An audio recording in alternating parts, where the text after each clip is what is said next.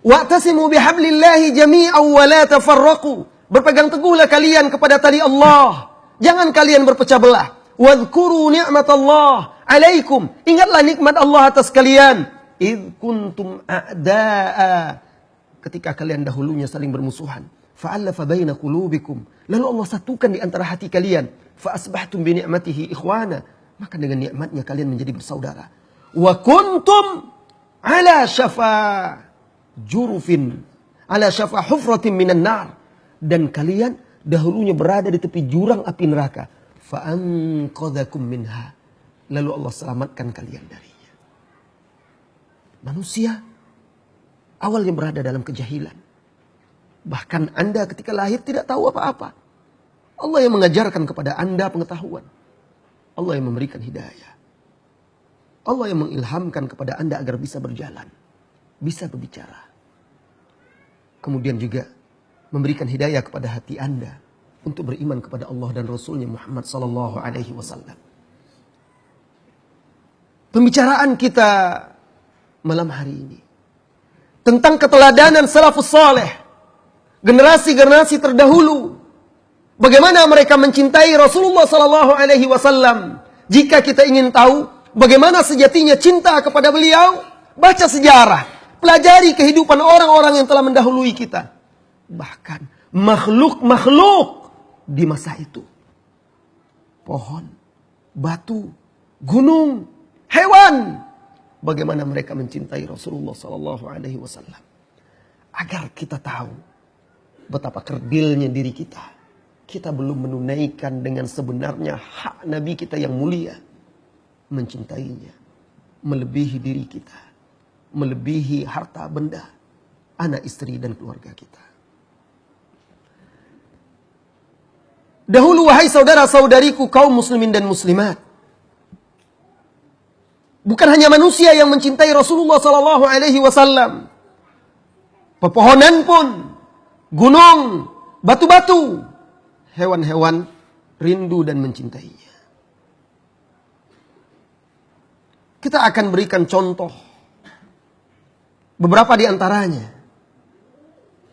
Sebelum kita berikan contoh cinta dari kalangan manusia kepada beliau. Yang pertama,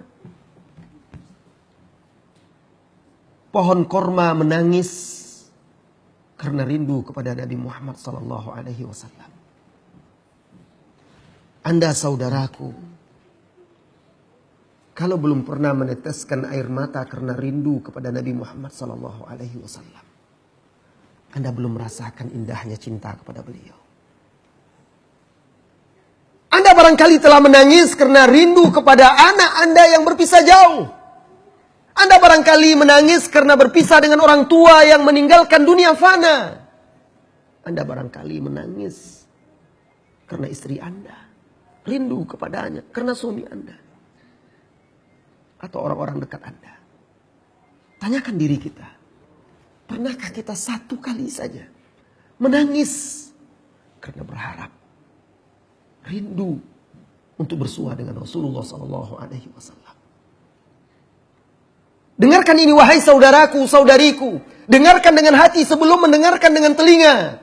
Jabir bin Abdullah radhiyallahu anhu menuturkan dalam hadis yang diriwayatkan oleh al-Imam al-Bukhari, "Kana al-masjidu masqufan ala juzu' min nakhlin." Dulu masjid beliau itu tiang-tiang atapnya itu dari batang korma. Fakana Nabi sallallahu alaihi wasallam idza khataba yaqumu ila jiz'in minha. Dan dulu awalnya Rasulullah sallallahu alaihi wasallam ketika khutbah berdiri dan memegang atau bersandar kepada salah satu batang korma yang menjadi tiang-tiang atap Masjid Nabawi itu. Salah satunya di bagian depan. Falamma suni'a lahul mimbar. Kemudian ketika manusia semakin banyak, kaum muslimin semakin banyak, sahabat membuatkan mimbar untuk Rasulullah SAW. Dibuatkanlah mimbar. Maka sejak itu Rasulullah Sallallahu Alaihi Wasallam meninggalkan batang korma itu. Lalu beliau khutbah di atas mimbarnya, berdiri di tangga yang kedua, dan kalau duduk di tangga yang ketiganya.